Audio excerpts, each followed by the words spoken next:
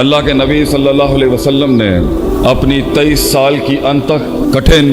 خونی، توڑ دینے والی اور دل کو چیرنے والی محنت کے بعد رہتی دنیا کو 2 بڑے تحفے دیے۔ ایک قرآن دیا، اس میں اللہ فرماتا ہے لقد من اللہ علی المؤمنین اذ بعث فیہم رسولا من انفسہم یتلو علیہم آیاتہ ویزکیہم ویعلمہم الکتاب والحکمہ، کہ انسانیت اپنی سیاسی اعتبار سے، اجتماعی اعتبار سے، ریاستی اعتبار سے،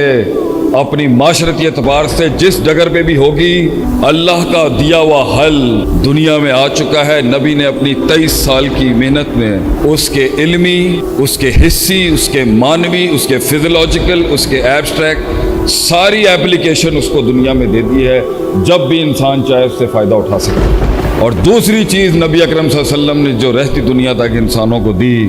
وہ ہے امت مسلمہ۔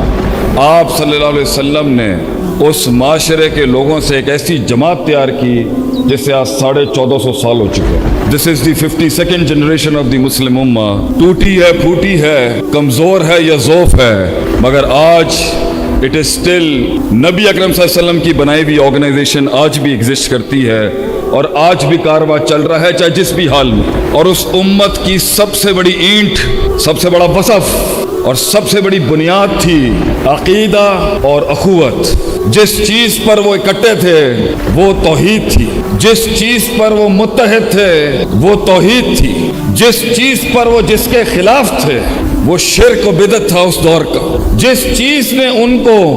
مختلف رنگ و نسل سے ایک قبیلے کا حصہ بنایا وہ فکر توحید تھی اس ٹائم، کہ انسانیت کانسٹنٹینوپل سے لے کے پرشیا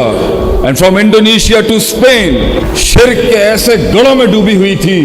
کہ اس دور کے مورخین لکھتے ہیں، ابن ہشام لکھتا ہے کہ 5 یا 6 مباحث ہوں گے اس دور کے اندر، جن میں سے کوئی ایک یمن میں تھا، ایک کہیں فارس کے اندر تھا، کہیں تھا، گنتی کی اس ٹائم پر روشنی تھی۔ آپ صلی اللہ علیہ وسلم نے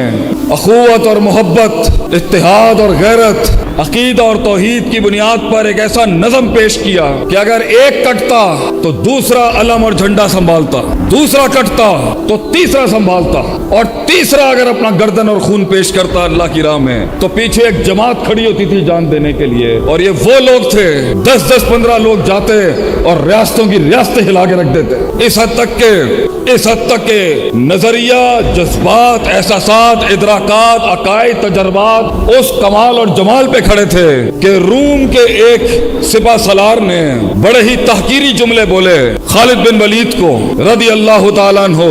کہ تم کیا لینے آئے ہو ہمارے پاس، کیا عزم لے کے آئے ہو تم یہاں پر، پیسہ چاہیے، دولت چاہیے، اگر یہاں تک پہنچ بھی گیا ہے، رومی بارڈرز تک ٹچ بھی کر رہا ہے تو، کیونکہ اس دور میں روم سپر پاور تھا، فارس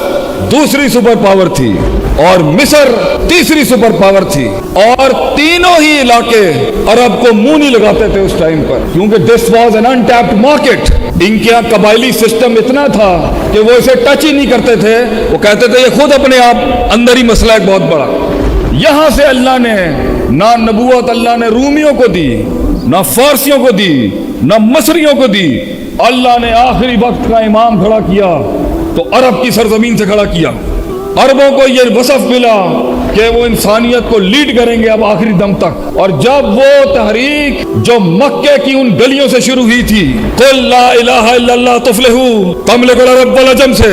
جب وہ رومی بارڈروں تک پہنچی تو بڑے تحقیری جملے اس نے بولے، اور جب وہ فارس کے بارڈر تک پہنچی تو بڑے تاریخی جملے، تحقیری جملے بولے کہ تم بچھو اور یہ چھپکلیاں کھانے والی قوم آئے ہو آج ہم سے بات کرنے کے لیے، تو بڑے تاریخی جملے بولے خالد بن ولید رضی اللہ عنہ نے۔ یہ سوچ تھی، یہ معیار تھا، یہ انقیاد تھا، یہ اعتقاد تھا۔ This was the belief system of the Muslim at that time کہ انا قوم، ہم قوم ہیں وہ، نحن نحب شرب الدماء، ہمیں خون پینے کا بہت شوق ہے، اور ہمیں پتہ چلا ہے قد بلغنا کہ رومیوں کا خون اس علاقے میں سب سے میٹھا ہے، ہم خون پینے آئے تمہارا، خون پی کے جائیں گے تمہارا۔ یہ وہ نظریے تھے جو زہر کے پیالوں کو امرت بنا دیتا تھا اس ٹائم پر، اور نبی اکرم صلی اللہ علیہ وسلم کی محنت سے ریاستی سطح پہ مسلمان دنیا پہ چھا گئے۔